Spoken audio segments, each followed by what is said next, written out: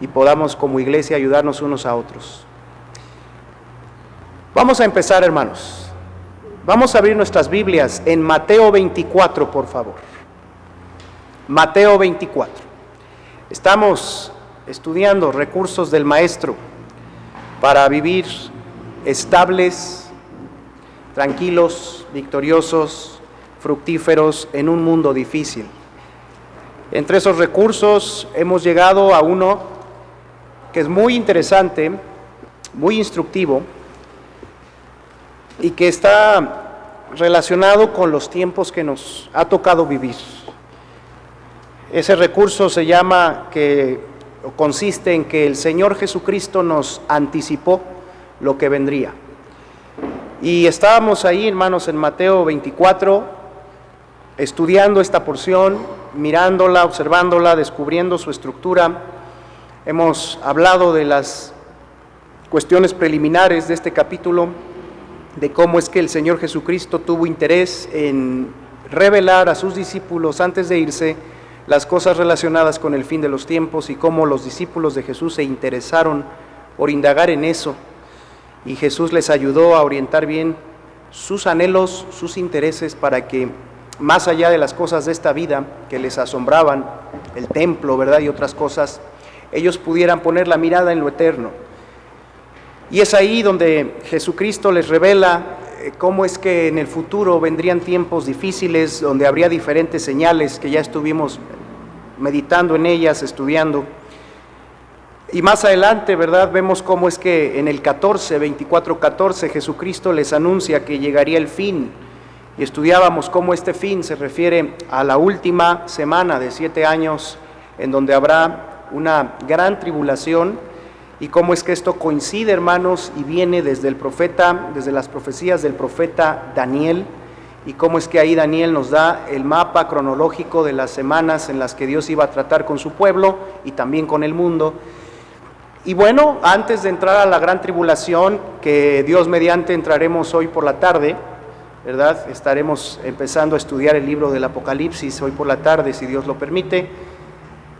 Antes de eso, hermanos, nos detuvimos a meditar en 3 eventos muy hermosos que Jesucristo tiene en sus planes llevar a cabo con sus iglesias, con su iglesia, con todos aquellos que le hemos recibido, y que en un día tranquilo, en un momento de reflexión, nos hemos vuelto de nuestros pecados, reconociendo nuestra maldad, y le hemos pedido al Señor que entre a nuestro corazón, sea nuestro Salvador. Eso lo hemos hecho muchos de nosotros hace algunos años, y como dice Juan 3, ahí y no por obras, por fe, nacimos de nuevo.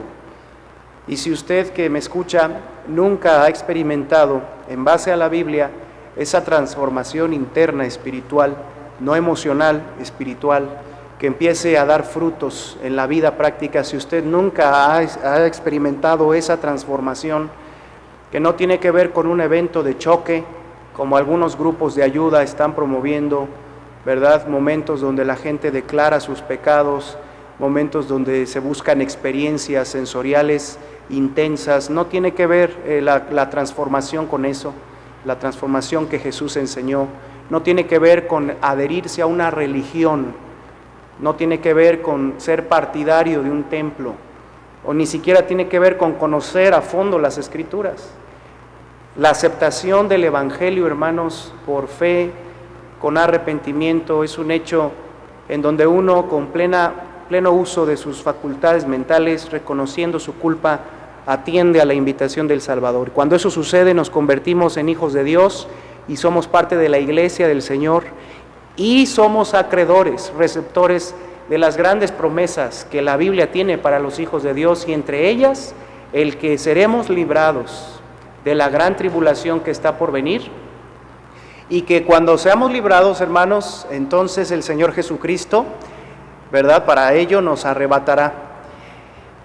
Y esos son los 3 eventos: el arrebatamiento, el tribunal de Cristo y las bodas del Cordero. Son los 3 eventos con los cuales el Señor Jesucristo tratará con nosotros, nos librará del mal y nos reservará ahí en el cielo para que estemos seguros, pero estas cosas, saber estas tres cosas, profundizar en ellas, recordarlas en este tiempo, hermanos, nos ayuda a mantenernos orientados, a no perder el piso, a no perder la esperanza y a renovar nuestra fidelidad y nuestra lealtad al Señor, porque ¿sabe qué espera Dios de nosotros en este tiempo? Lo mismo que viene esperando siempre, lo mismo. Quizás las circunstancias estén cambiando, pero lo mismo que el Señor ha esperado es lo mismo que espera, y por eso estamos recordando eventos que están profetizados y que no van a cambiar. Así que, hermanos, recordemos brevemente, porque ya estudiamos gran parte de esto, recordemos cómo va a ser ese momento cuando Cristo venga. Mateo 24, 36. El arrebatamiento, hermanos, es un evento sorpresivo que no será a la vista de nadie, sino que solamente los hijos de Dios lo experimentaremos. Como ya leímos en algunas porciones el miércoles pasado, será en un abrir y cerrar de ojos, será con tres sonidos: voz de mando, voz de arcángel y trompeta de Dios. En ese instante resucitarán los muertos en Cristo, los muertos creyentes, los que murieron creyendo en estas décadas, en este tiempo, desde que Cristo estuvo en el mundo y se fue. Resucitarán todos esos cuerpos, ¿verdad?, transformados, resurrectos ya, y los que estemos vivos, dice Tesalonicenses y 1 Corintios 15, seremos transformados. Y entonces en las nubes, en el aire, recibiremos al Señor, Él nos recibirá y nos llevará al cielo, hermanos, donde tendremos la bendición primero de ser recompensados o no, de ser consolados, ¿verdad?, independientemente, pero allí ese momento será muy especial y luego tendremos una unión preciosa con Él. Pero mira, el momento será impactante aquí en el mundo, dice Mateo 24, 36. Pero el día y la hora nadie sabe, ni aun los ángeles de los cielos, sino solo mi Padre. Mas como en los días de Noé, así será la venida del Hijo del Hombre. ¿Te acuerdas de los días de Noé? Los días de Noé, ahí los va a describir un poquito. Y está comparando que así como fue en esos días, cuando tuvo Noé que hacer el arca y antes de que viniera el diluvio repentinamente, así va a ser los días de la venida del Hijo del Hombre, dice el 38. Porque como en los días antes del diluvio estaban comiendo y bebiendo, casándose y dándose en casamiento, hasta el día en que Noé entró en el arca, y no entendieron hasta que vino el diluvio y se los llevó a todos, así será también la venida del Hijo del Hombre. Y entonces va a describir ese evento, hermanos. Dice el 40, perdón. Entonces estarán dos en el campo, el uno será tomado y el otro será dejado. Dos mujeres estarán moliendo en un molino, la una será tomada y la otra será dejada. Estas dos ilustraciones, hermanos, son sumamente emotivas y sugieren mucho la reflexión. Cuando el arrebatamiento suceda, los salvos, los que se arrepintieron a tiempo y confiaron en Cristo, los que lo esperan, en un momento desaparecerán. Y aun si a su lado estuviera la persona más cercana, la persona más íntima, hay otro pasaje de los evangelios que dice que dos estarán durmiendo en cama, ¿verdad? Probablemente eso nos hace pensar en dos esposos, uno creyente y uno no creyente, o quizás en dos hermanos o dos hermanas, ¿verdad? Una tal vez que ya creyó y otra que no. Aquí se nos presenta probablemente a un hijo y su papá trabajando en el campo, o a dos trabajadores. Y claro que Dios sabe quiénes son, porque dice Efesios 1:13 que cuando uno cree, el Espíritu Santo pone un sello invisible para nosotros, pero visible para Dios, y esos que tienen el sello son los que esperan la redención. El sello del Espíritu Santo está en los creyentes. Así que dice que estarán dos en el campo y uno va a ser tomado y otro va a ser dejado. Si echamos un poquito a andar la imaginación, se puede usted imaginar lo que va a pasar si un piloto de una compañía de aviones, de viajes, es cristiano y en ese momento está cruzando el Pacífico con una tripulación de 100 personas o más. ¿Se puede usted imaginar lo que va a suceder en el día del arrebatamiento? ¿Qué va a pasar cuando esté algún gobernante, verdad, tomando decisiones, saliendo en público, yendo y viniendo, pero ese gobernante tiene en su corazón a Jesucristo? ¿Qué va a pasar en ese momento? ¿Va a desaparecer la cabeza, la autoridad? Usted puede imaginar el caos que va a quedar en el mundo cuando miles de cristianos de un momento a otro ya no estén, desaparezcan. Y el dolor tan intenso que van a sentir algunas familias cuando vean que su propia mamá, que sus propios hijos, su propia esposa o esposo, sus padres, ya no están.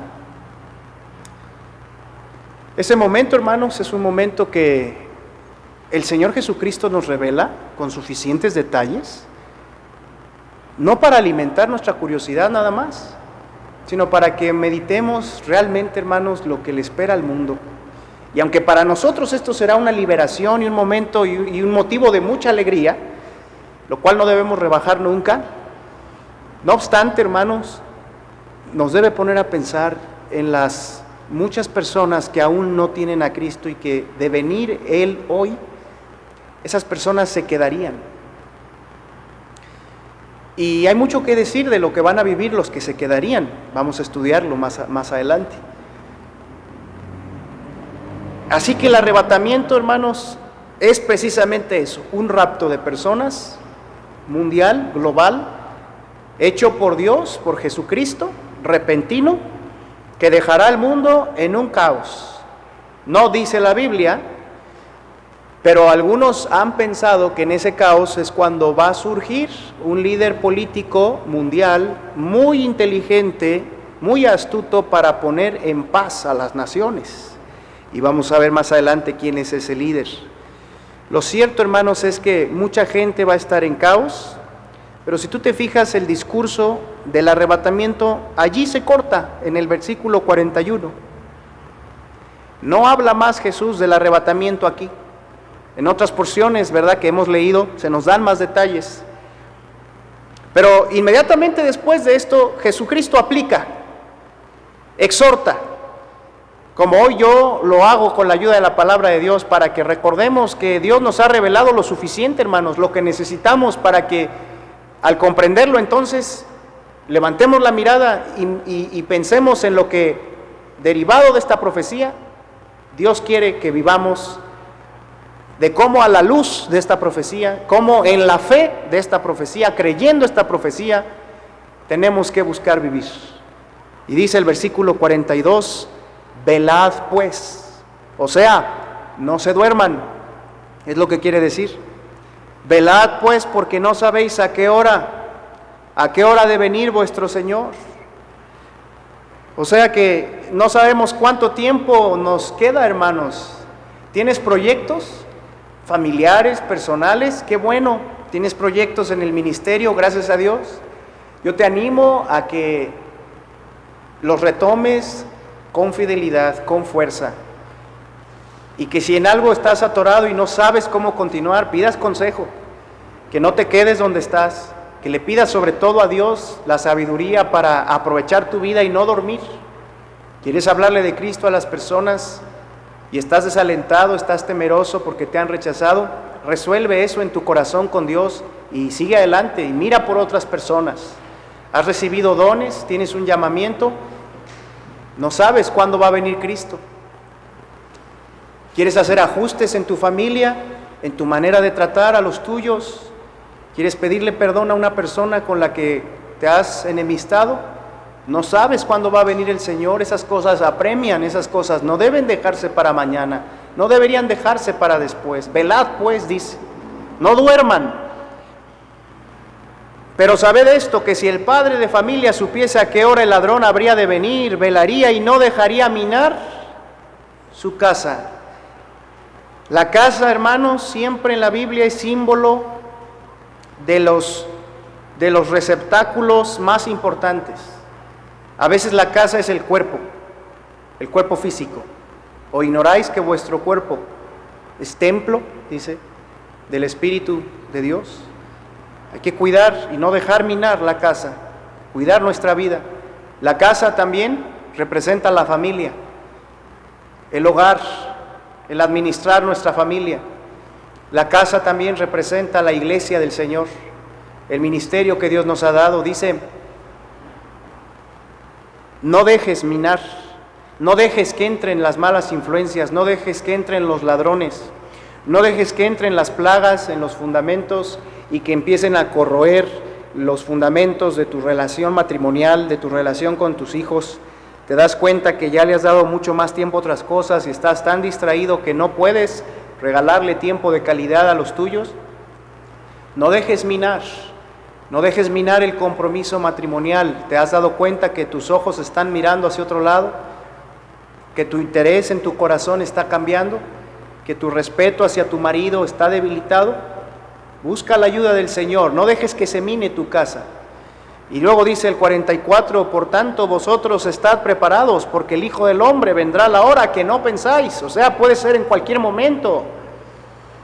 Y hace esta pregunta el Señor: ¿quién es, pues, el siervo fiel y prudente, al cual su Señor puso sobre su casa para que les dé alimento a su tiempo?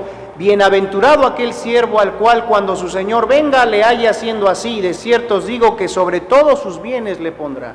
Una fiel administración, una administración cada vez mejor. La fiel administración no solamente es permanencia, sino que además de permanencia implica productividad, implica hacerlo, hermanos, con las actitudes correctas, por los motivos correctos.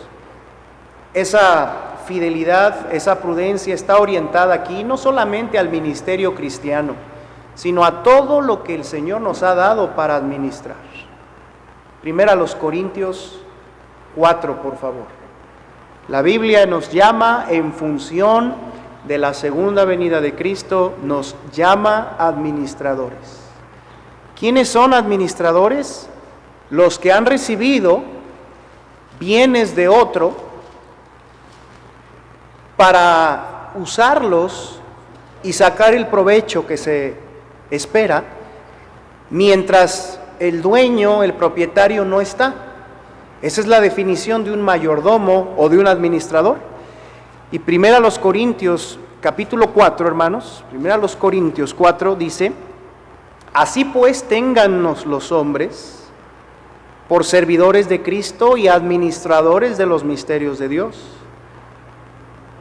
Ahora bien, dice ahí, se requiere de los administradores que cada uno sea hallado fiel. Sin perder Corintios, porque ahorita volveremos, regresa a Mateo 24. La Biblia, hermanos, nos llama administradores, servidores de Cristo y administradores de los misterios de Dios. ¿Qué nos ha dado Dios? Hay que preguntarnos. Para vivir equipados en un mundo difícil, hay que vivir a la luz de esta realidad. Dios te ha dado, Dios me ha dado sus bienes, sus talentos, sus misterios. El misterio, ¿verdad?, es un contenido que antes estuvo oculto y que muchos ignoran, un contenido, una revelación que ahora me es dada a mí conocer. Ahí está el misterio del Evangelio, ¿verdad? Hay que administrarlo. Ahí está el misterio de la familia cristiana, hay que administrarlo. Y administrar habla de aplicarlo, no solo de saberlo, de aplicarlo. Y no solo de aplicarlo, de compartirlo, de enseñarlo. Ahí está el misterio del reino, de lo que es ser un obrero de Dios. ¿Cuántas cosas, gracias a la Biblia, conocemos, hermanos? Dice Mateo 25, 14, porque el reino de los cielos es como un hombre que yéndose lejos llamó a sus siervos y les entregó sus bienes. Y a uno, dice el 15 ahí, dio 5 talentos, y a otro 1, y a cada uno conforme a su capacidad, y luego se fue lejos. Entonces el Señor se ha ido lejos, pero nos entregó sus bienes. Todo lo que esté en nuestra capacidad de administrar desde nuestra propia fuerza física, nuestra salud, nuestro tiempo, los recursos materiales que Dios ponga a nuestra disposición, las habilidades, los dones espirituales que Dios nos ha dado,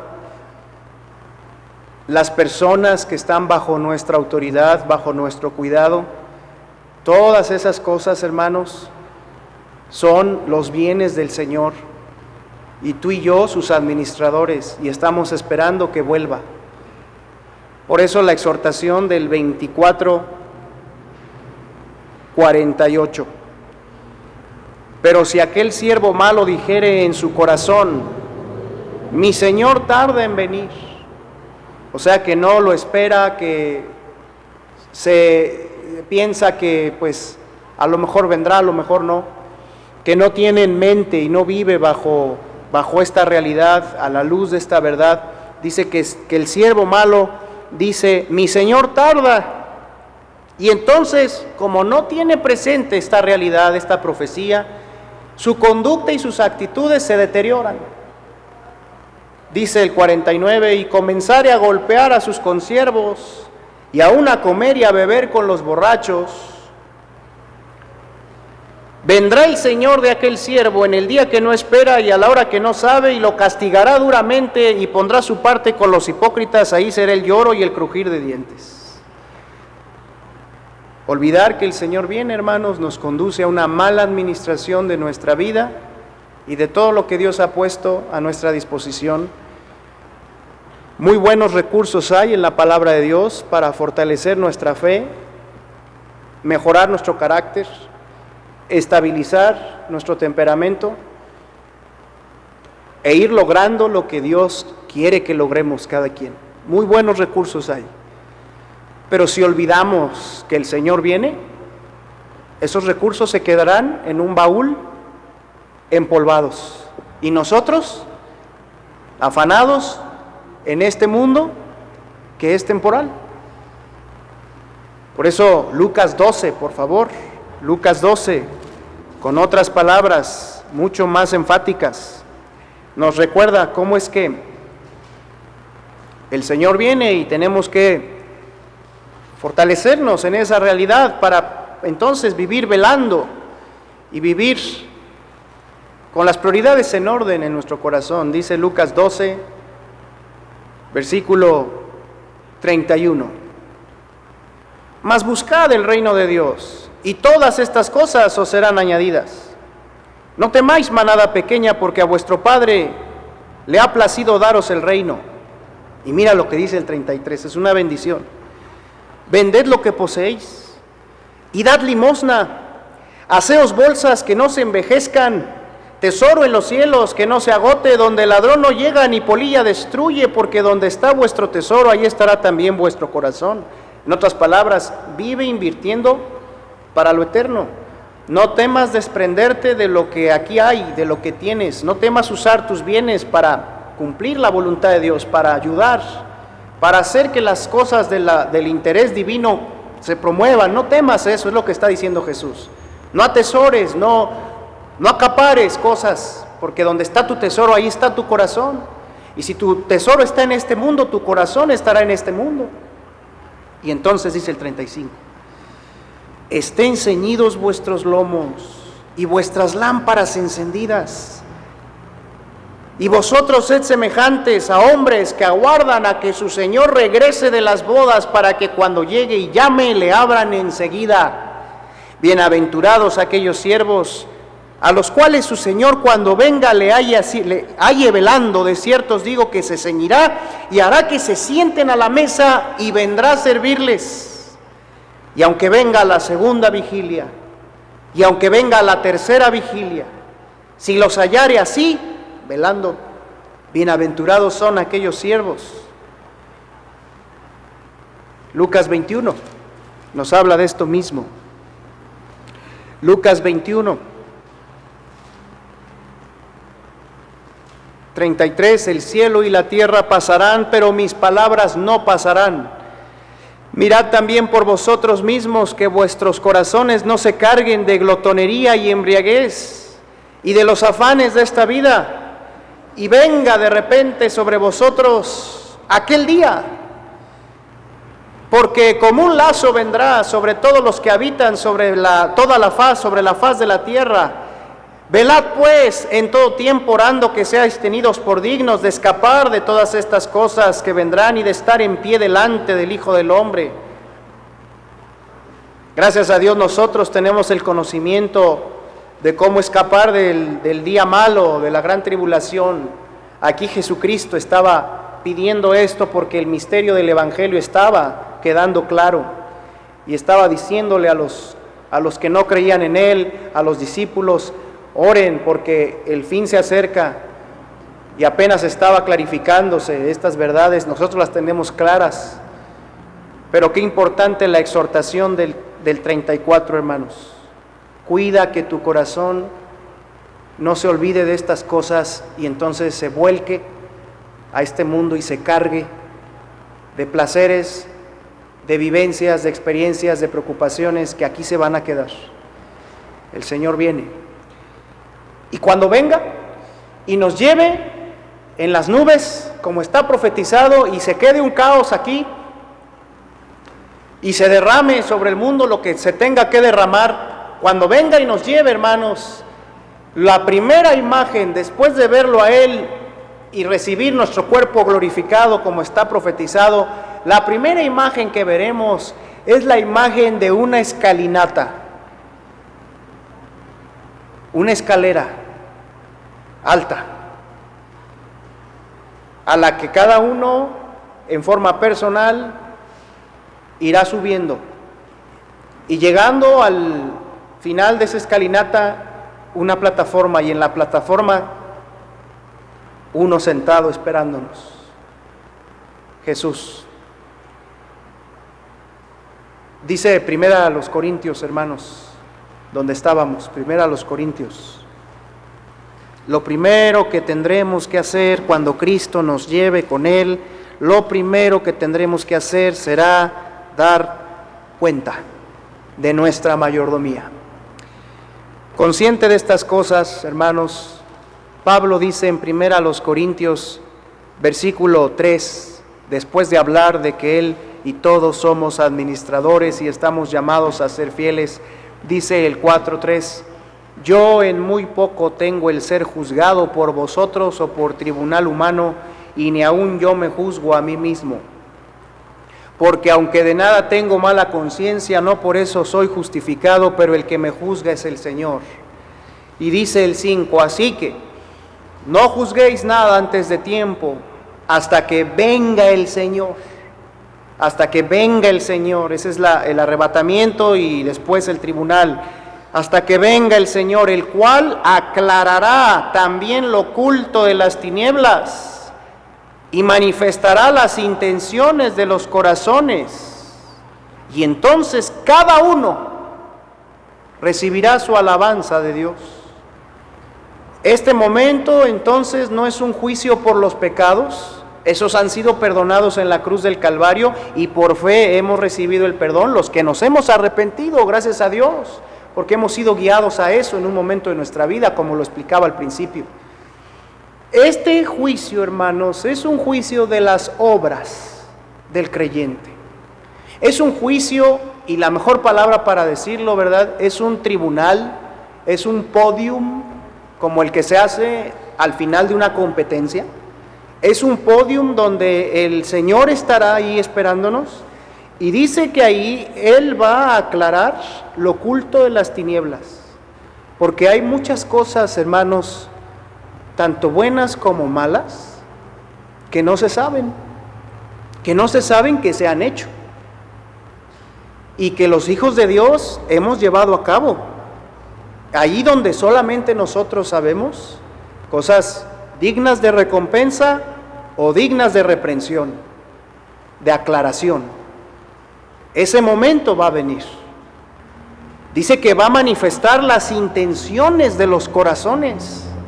O sea que lo que va a estar a prueba, además de la obra misma, es el motivo, lo que en el corazón sustentaba la obra, lo que realmente movía el que tú pusieras en marcha tus manos, tu voz, tu boca, tu presencia, las intenciones de los corazones. Ahí se va a saber realmente lo que había en el fondo del corazón. ¿Por qué fui el esposo que fui? ¿Por qué busqué ser el hijo que busqué ser? ¿Por qué el estudiante que fui? ¿Por qué viví como viví? ¿Por qué enseñé, serví? ¿Por qué conduje las cosas como lo hice? Ahí, delante de Cristo se va a saber. Y dice que cada uno es un tribunal personalizado. Cada uno recibirá su alabanza. Pero no solo alabanza, también se puede llegar a recibir pérdida. Dice ahí mismo donde estoy, 1 Corintios 3, versículo 9, 3:9. Porque nosotros somos colaboradores de Dios y vosotros sois labranza de Dios, edificio de Dios. Quiere decir que estamos colaborando con Dios, estamos construyendo con Dios. ¿Qué estamos construyendo? Pues la obra de Dios, que tiene que ver con lo que se hace en la iglesia, sí, pero también con lo que se hace en nuestras vidas, desde nuestros hogares. En la obra de Dios, la principal es la edificación de nuestro carácter, hermanos. Esa es la obra principal, porque desde ahí se hacen las demás. Imagínense que un servidor o cualquier siervo de Dios que se parara aquí a predicarles, viniera a hacerlo después de haberse agarrado del chongo con su esposa y en su corazón, ¿verdad?, haberla ahí odiado y haberle hablado con malas palabras. Imagínense que el que se para aquí lo hace estando incumpliendo en su casa con sus hijos. ¿Cómo voy a construir la vida de otros? ¿Cómo voy a hablar del evangelio con poder y efectividad si yo mismo no estoy dejando que Dios, y no le estoy ayudando a Dios haciendo mi parte para edificar mi propia vida? Entonces el 9 es muy importante porque nos pone precisamente en el contexto de esa mayordomía. Somos edificio. Y de ahí se podría enseñar mucho más de la naturaleza de la construcción. Pero también dice que somos labranza, somos un cultivo vivo, hermanos. Cada uno de nosotros en la labranza de Dios, en el huerto de Dios, representa, ¿verdad?, una planta a cuidar, una planta a madurar, una planta que ha de dar fruto si las condiciones son adecuadas. Lo mismo representa ahí nuestra familia, hermanos, nuestra iglesia, esta iglesia Efata, con todas sus potencias, con todas sus ventajas y con todas sus debilidades o sus áreas de oportunidad, es parte de la labranza del Señor. Por eso, hermanos, qué gusto que sigamos involucrados, enterados, participando, recibiendo y dando también en su oportunidad. Todos los obreros del mies, que no durmamos y que no sintamos que todo está parado. No es así. Dios nos muestra, hermanos, de qué forma seguir edificándonos y avanzando en nuestros ministerios personales, que son también los que requieren una atención en este tiempo. Y lean por favor ustedes ahí en casa en sus Biblias, de los versículos 10 hasta el versículo 15, del 10 al 15, y vamos a ver que en el tribunal de Cristo no solamente habrá alabanza, también, hermanos, habrá reprensión, habrá pérdida. Miren, comienzo yo con el 10, pero ya ustedes ayúdenme y se siguen hasta el 15. Dice el versículo 10: conforme a la gracia de Dios que me ha sido dada, yo como perito arquitecto puse el fundamento y otro edifica encima, pero cada uno mire cómo sobreedifica. Sigan, hermanos.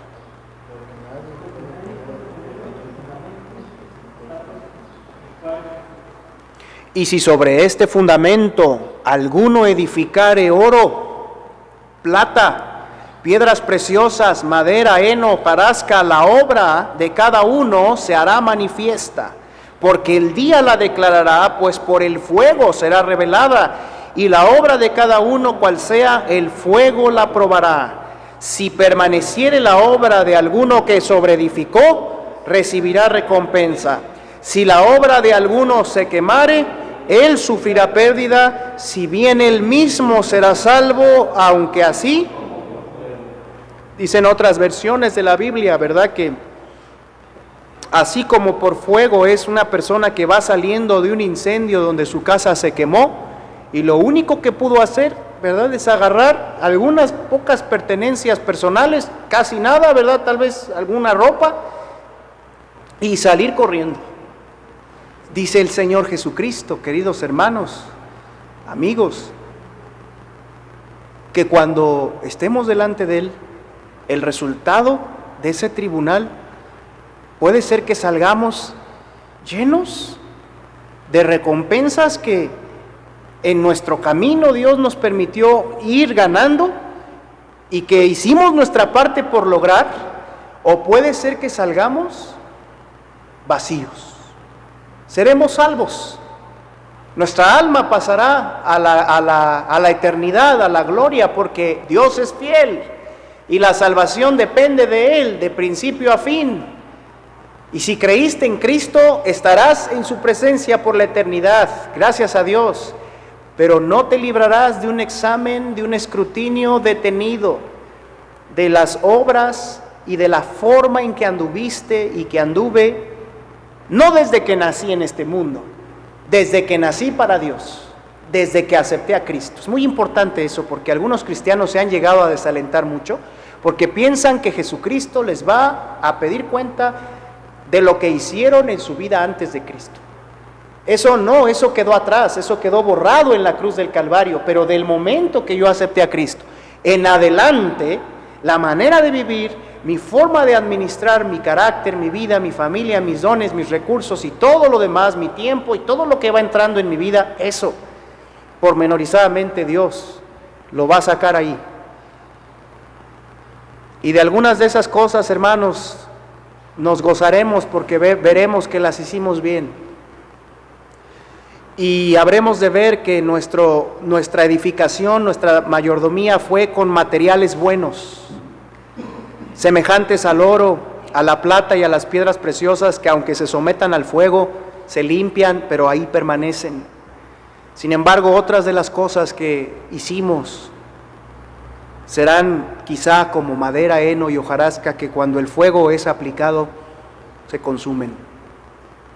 Entonces, el tribunal de Cristo, hermanos, va a ser el escrutinio a fondo, con los ojos omniscientes semejantes al fuego de Cristo, donde a un lado se van a hacer las apariencias, las razones que no son realmente las razones de fondo. Allí, hermanos, estaremos desnudos, como dice la Biblia en Hebreos 4, por favor. Fíjate cómo vamos a estar allí en la presencia de Cristo. Hebreos 4, 13. Hebreos 4:13 dice: y no hay cosa creada que no sea manifiesta en su presencia, antes bien todas las cosas están desnudas y abiertas ante los ojos de aquel a quien tenemos que dar cuenta. Un día daremos cuenta al que no se le esconde nada. Profundizando más en cómo va a ser este momento, Romanos 14, por favor, nos da más detalles. Romanos 14, dice la palabra del Señor aquí hablando de este evento. Romanos 14, versículo 7, dice: porque ninguno de nosotros vive para sí y ninguno muere para sí.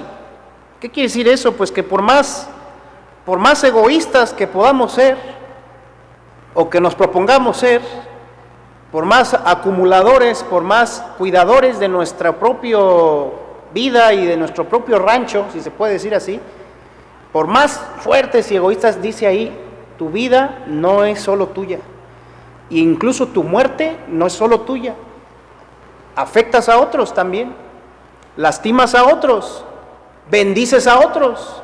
Nadie muere y vive para sí. Es un precepto muy importante relacionado con el tribunal de Cristo. Porque allá en el tribunal de Cristo nos caerá el 20 de cómo pudimos aprovechar mucho mejor nuestro tiempo, nuestro dinero, nuestros dones, nuestro conocimiento, nuestra casa, nuestra familia y tantas cosas, hermanos, nuestra etapa. Allá nos caerá el 20 de que no éramos nada más nosotros, como a veces aquí somos tentados a pensar, y el diablo nos susurra en la mente que nos cuidemos y veamos por nuestro bienestar y que nada se escape de nuestro control, y así nos vamos haciendo acaparadores, nos vamos haciendo malos administradores. Dice el versículo 8: pues si vivimos, para el Señor vivimos, y si morimos, para el Señor morimos. Así pues, sea que vivamos o que muramos, del Señor somos, porque Cristo para esto murió y resucitó y volvió a vivir, para ser Señor, así de los muertos como de los que viven. Esto habla de dirigir la vida, el tiempo que todavía nos quede, que Él lo dirija para que podamos entregar buenas cuentas. Dice: pero tú, versículo 10, ¿por qué juzgas a tu hermano? ¿O tú también, por qué menosprecias a tu hermano? Porque todos compareceremos ante el tribunal de Cristo. Todos compareceremos ante el tribunal de Cristo. Por esa razón nos invita el Señor a dejar de juzgar, a ocuparnos de nuestra vida. Y dice el versículo 11: porque escrito está: vivo yo, dice el Señor, que ante mí se doblará toda rodilla y toda lengua confesará a Dios. De manera, versículo 12, ¿me ayudan a leerlo, hermanos? Dice: de manera que cada uno de nosotros dará a Dios cuenta de sí. Y otra vez el énfasis, es un careo personal. Ya no existe el tiempo. No es una fila interminable de personas, una procesión de millones. No, Dios puede estar con cada quien al mismo tiempo. Es Dios.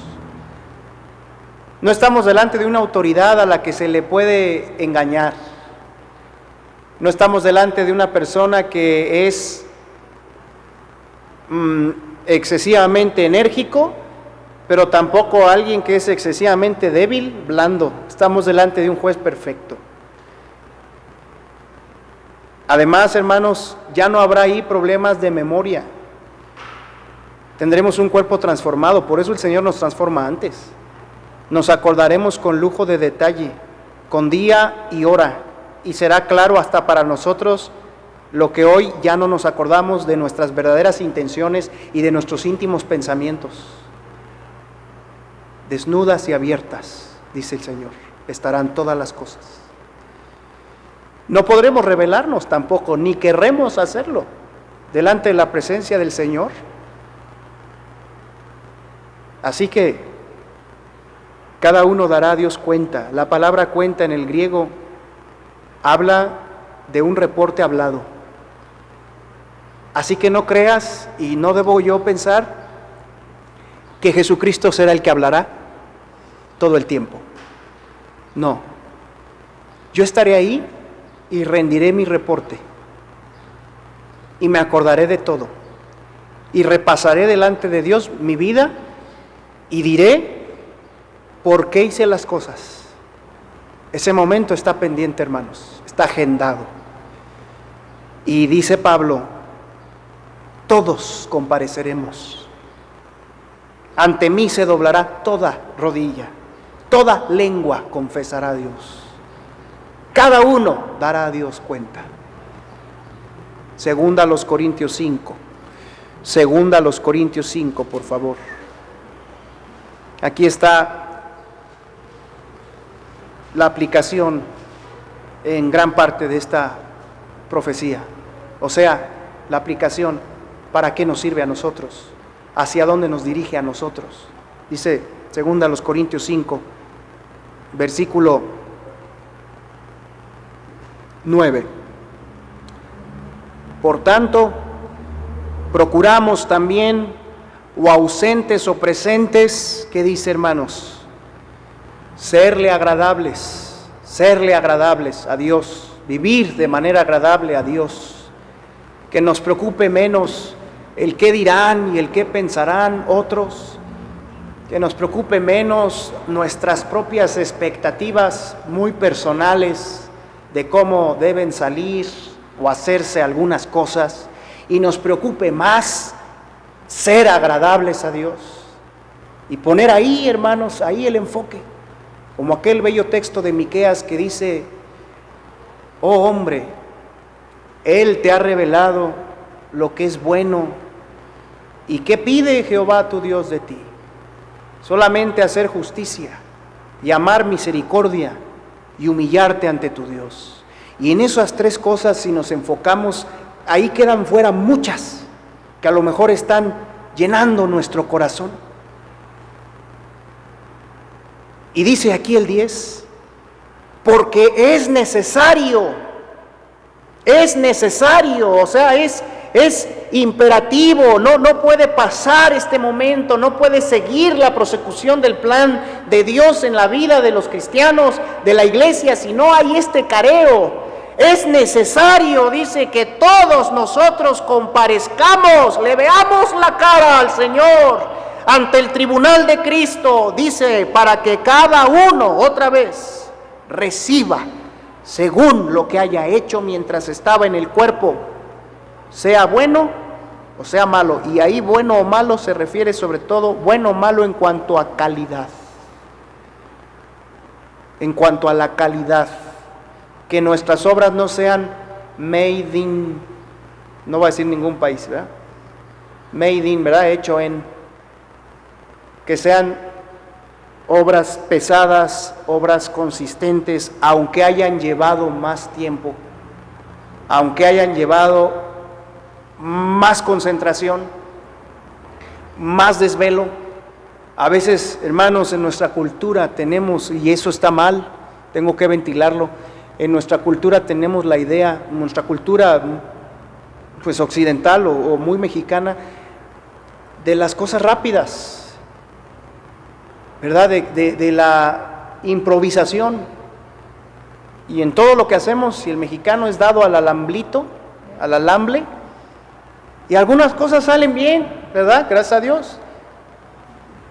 Pero hay que tener mucho cuidado porque el Señor es quien nos va a pedir cuenta. Entonces, cada cosa que hacemos sin caer en el legalismo, en la exageración, debiéramos de hacerla pensando en el día que vamos a dar cuentas.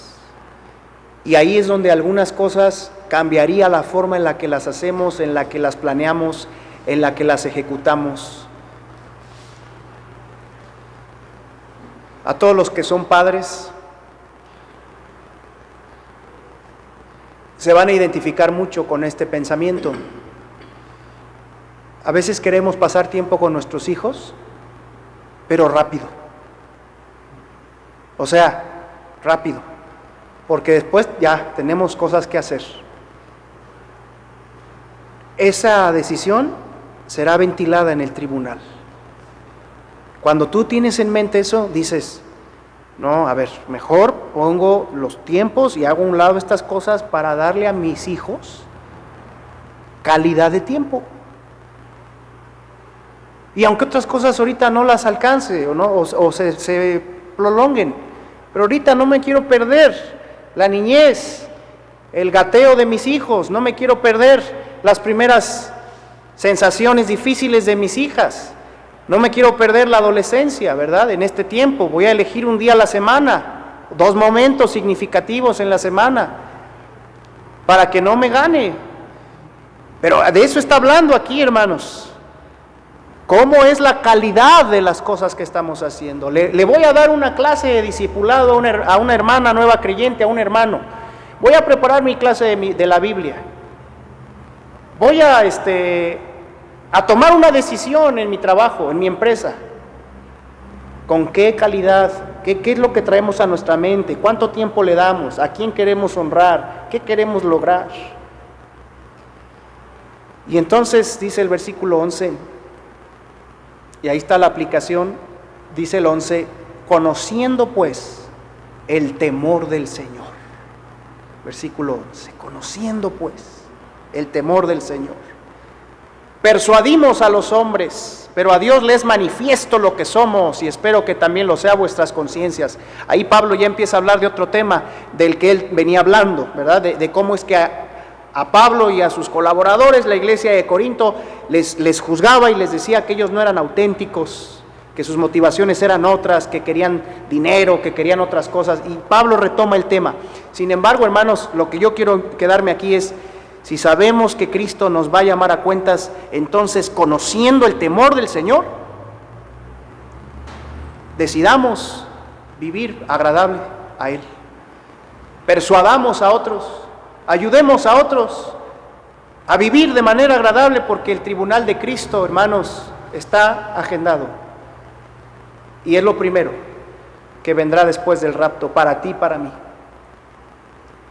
Y si al meditar en estas verdades te das cuenta que no has vivido como un cristiano, yo quiero recordarte, 1 de Juan 2, que el Señor no quiere que ese momento sea para ti un momento amargo, sea un momento de azotes. No quiere el Señor que sea un momento de disciplina, quiere que sea un momento de regocijo, de logro, de lágrimas de gozo. Quiere que sea un galardonamiento para cada uno de nosotros. Y si tienes vida y tiempo y juventud, todavía puedes encontrar la manera de dar buenas cuentas. Si tú, creyente que me escuchas, no tienes un gran historial como cristiano, no tienes muchas buenas obras atrás de ti, no tienes una gran academia bíblica por la que has pasado, no tienes un gran ministerio, es más, hasta reconoces que has estado viviendo lejos de Cristo y de su palabra por muchos años, porque le diste entrada a otros pensamientos y le diste mayor peso a tus pasiones, estás vivo, puedes tomar decisiones hoy, puedes cambiar el rumbo hoy con la ayuda del Señor, porque Él no quiere que en el tribunal de Cristo vivas un momento amargo. El más amargo que puedas vivir, ahí será. Si no cambias, si no le entrego mi vida al Señor, si no cambio el rumbo, si no reviso mi vida y hago ajustes con su poder, Él está dispuesto a ayudarme. Y no tengo que salir, gracias a Dios, mejor calificado que nadie a mi alrededor. No es una competencia contra otros. Es una carrera para agradar a Cristo, dentro de lo que Él nos ha concedido. Y esto a nivel personal, familiar y como iglesias. Cuán importante es este pensamiento, hermanos, en tiempos así, donde otros cristianos que tienen más tiempo sí están logrando esto. Otras familias que tienen mejores posibilidades sí están viviendo aquello. Otras iglesias que tienen mayores recursos sí están logrando aquello. La carrera es personal, pero debe ser corrida, llevada con fidelidad. Si no, el diablo te va a llevar a menospreciarte a ti mismo y a menospreciar tu familia y tu esposa, y a pensar que pudiste haber tenido un mejor esposo y una mejor esposa, y que tus hijos, y a llenarte de cosas y alejarte así de la sincera fidelidad a Cristo. Y entonces llegarás un día ya y no te servirá ni me servirá de excusa todo este tipo de argumentos que hoy me detienen probablemente a buscar ser mejor yo para el Señor. Y ahí están muchos cristianos estancados en profundos sentimientos de amargura. Ay, es que si yo no estuviera así, enfermo. Ay, es que si yo no hubiera vivido esto. Ay, es que si a mí no me hubiera pasado aquello. Ay, es que... Y ahí están muchos sentimientos muy amargos, muy pesados, de envidia, que detienen al creyente a proceder. Mira, el Señor no quiere eso. 1 Juan 2:28. Y ahora, hijitos, permaneced en Él, para que cuando se manifieste tengamos confianza, para que en su venida, ¿qué dice, hermanos? No nos alejemos de Él avergonzados. Cuando el Señor aparezca por nosotros, dice que algunos creyentes no van a querer entrar al tribunal y no van a tener de otra. Pero, ¿por qué no cambiar las cosas, dado que todavía hay tiempo? Es más, si el Señor viniera esta noche y tú tienes toda una vida de alejamiento, pero hoy cambias, te entregas a Cristo, podrías entregar muchas mejores cuentas, porque comprendiste, y aunque no tengas grandes obras que darle al Señor, por lo menos un corazón encarrilado hacia el tribunal de Cristo sí le vas a dar. ¿Cuánto más si el Señor tardara en venir un tiempo más y puede tu vida empezar a ser diferente? Y si tú, querido hermano en Cristo, como sé que algunos me escuchan, ya llevas una vida cristiana estable y has hecho ajustes y vas, hermano, no te detengas. Dice Apocalipsis 3, retén lo que tienes para que ninguno tome tu corona. O sea que si sientes que vas bien, persevera, persiste. No te dejes llevar por otras voces, por otros temores, por otros tesoros. No pongas tu corazón en otros tesoros de este mundo. No desvíes tus actitudes y motivaciones por causa de cómo otros están decidiendo mal y cómo otros están viviendo fuera de la voluntad de Dios. El Tribunal de Cristo es un evento que nos es informado para que miremos más alto, hermanos, y escapemos de tener un corazón malo por causa de todo lo que aquí enfrentamos. No vas a pasar en el tribunal con tu esposo para que allí le eches, delante de Cristo, le eches la culpa a él por cómo tú fuiste, hermana, no. Ni vas a pasar con tu papá, querido joven, que nunca vio por ti, que nunca te hizo caso, para decirle a Dios, mira, por eso, porque no tuve un padre así, por eso yo me hice vicioso, por eso me hice homosexual, por eso fui rebelde. El corazón de cada uno es asunto de cada uno, y los recursos de Dios están disponibles para todos. Se requiere humildad, conciencia plena como creyentes de que este momento va a venir. Y terminemos, hermanos, terminemos en Apocalipsis 19.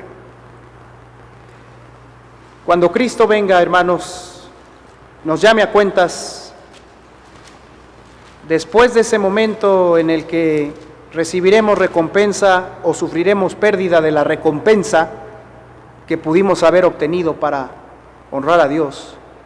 Después de eso, hermanos, nos veremos en un precioso momento. Dice el versículo 7 del capítulo 19, desde el 6 les leo. Y oí como la voz de una gran multitud, como el estruendo de muchas aguas y como la voz de grandes truenos que decía, aleluya, porque el Señor nuestro Dios Todopoderoso reina. Gocémonos y alegrémonos y démosle gloria, porque han llegado las bodas del Cordero y su esposa se ha preparado. Y a ella se le ha concedido que se vista de lino fino, limpio y resplandeciente, porque el lino fino son, ¿qué dice? Las acciones justas de los santos. O sea, hermanos, que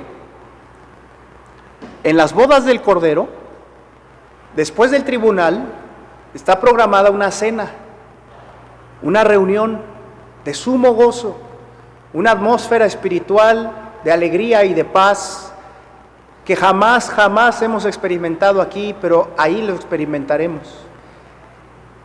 Pero esta porción hace parecer que el nivel de honra que le podamos dar cada quien al Señor, el grado de gozo con el que estaremos ahí, de gratitud, irá en función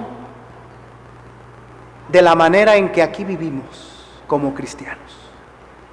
Por supuesto que todos estaremos, porque es por gracia la salvación, Todos los que hayamos recibido a Cristo estaremos, pero no todos estaremos exactamente con el mismo corazón. Aunque ya no habrá más llanto, ni dolor, ni clamor, y nadie se podría decir que estará triste en la cena.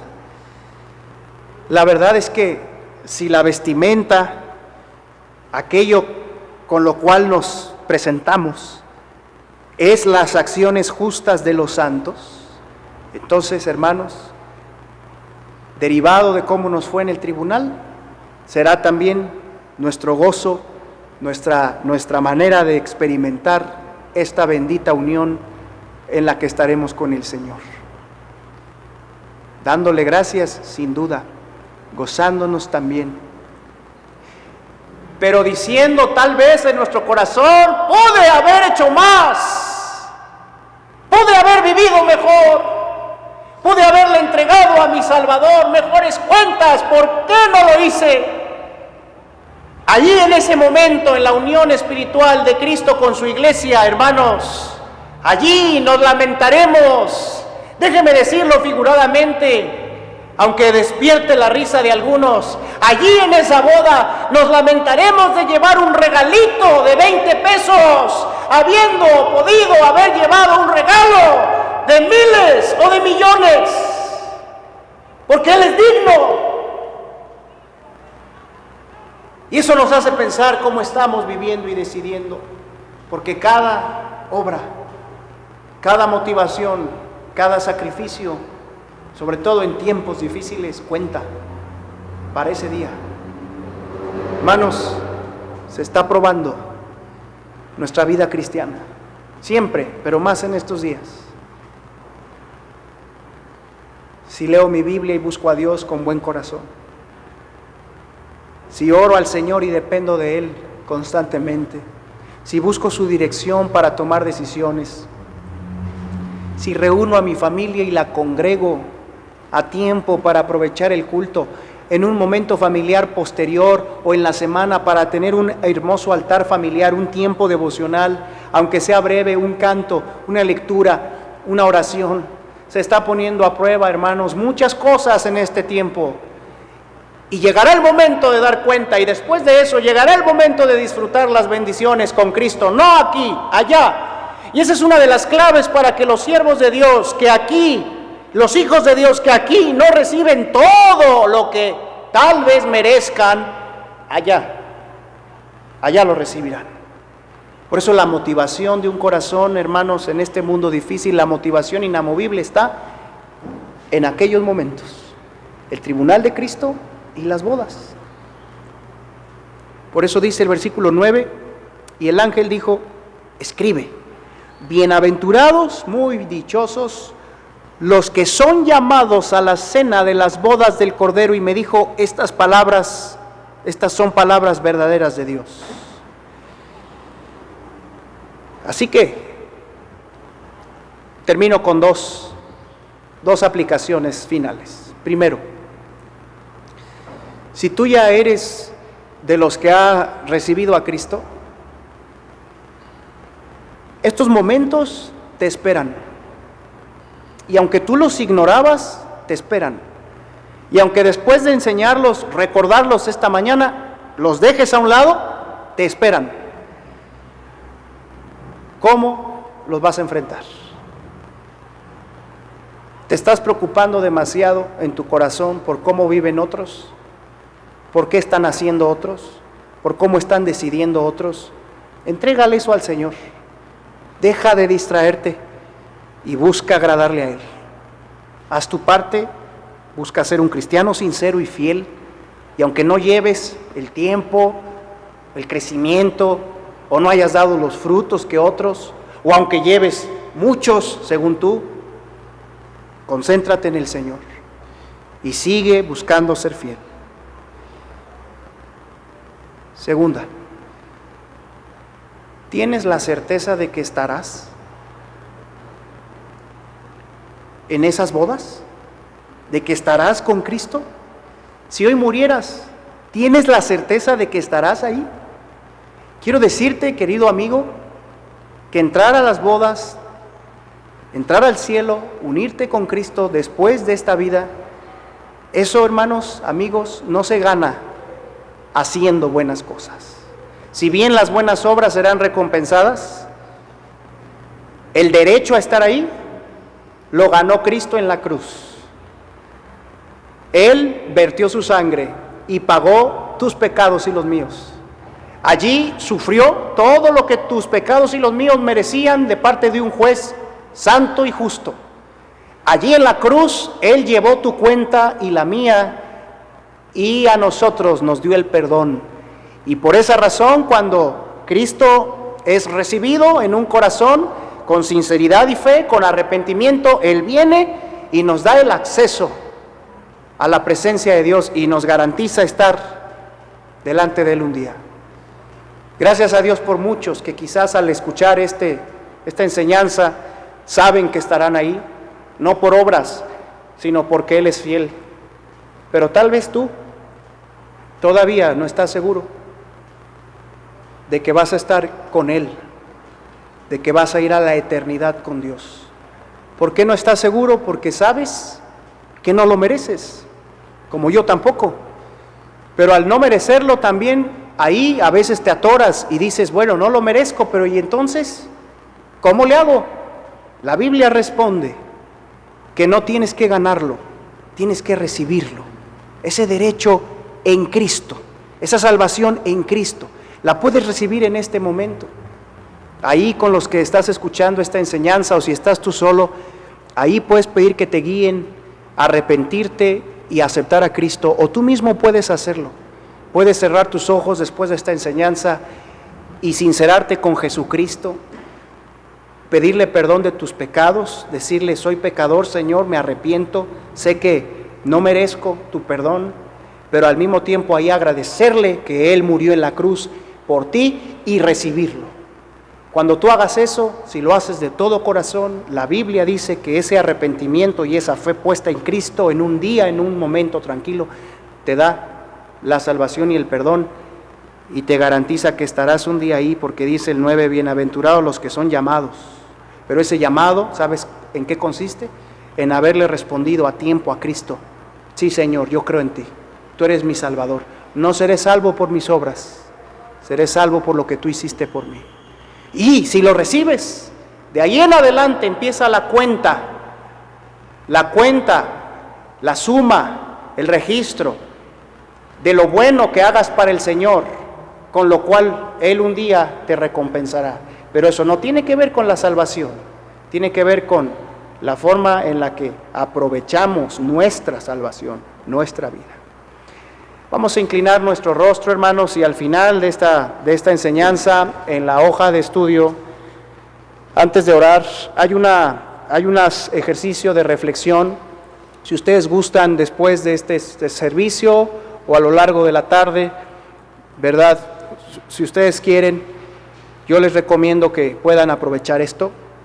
Dice en esa parte que reflexionemos, que el Señor nos ha hecho saber lo que vendrá y primeramente nos ha informado de estos 3 impactantes eventos que vendrá a la vida de la iglesia, de los cristianos, en los que por un lado nos librará del mal, pero por otro lado nos llamará cuentas, y luego vendrá una unión sin precedentes con Cristo.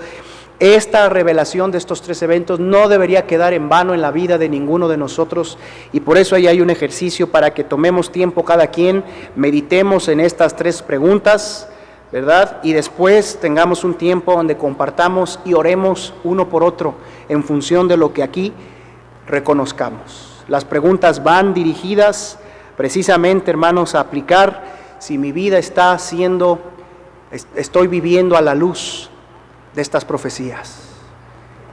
Que Dios les bendiga mucho, hermanos. Voy a terminar orando. Señor, gracias por revelarnos que un día vendrás y lo primero que harás será llevarnos contigo, darnos un nuevo cuerpo, e inmediatamente después nos llamarás a tu presencia y delante de ti daremos el reporte. Solo tú conoces en qué aspectos, en qué áreas cada quien necesitamos ir más allá, necesitamos administrar mejor.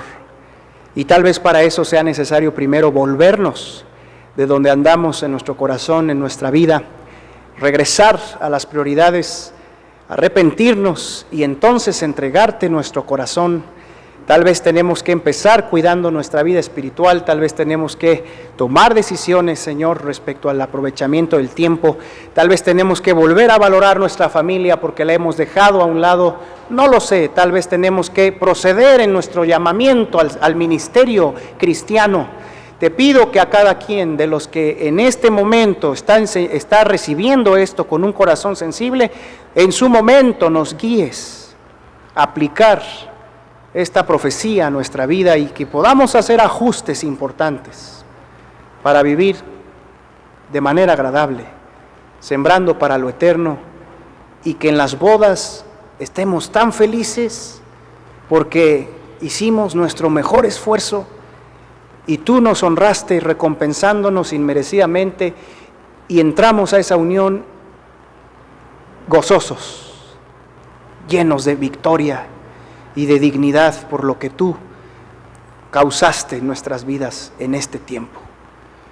Ayúdanos a apartarnos de la derrota espiritual, a huir del estancamiento, a huir del materialismo, del egoísmo, del enojo, de la ira, que son suscitados por tantos distractores que hay en el mundo y por tantos que están decidiendo mal también. Ayúdanos a concentrarnos en ti. Gracias, Padre, por estas profecías. Fortalécenos y guíanos. Te lo pedimos todo en Cristo Jesús.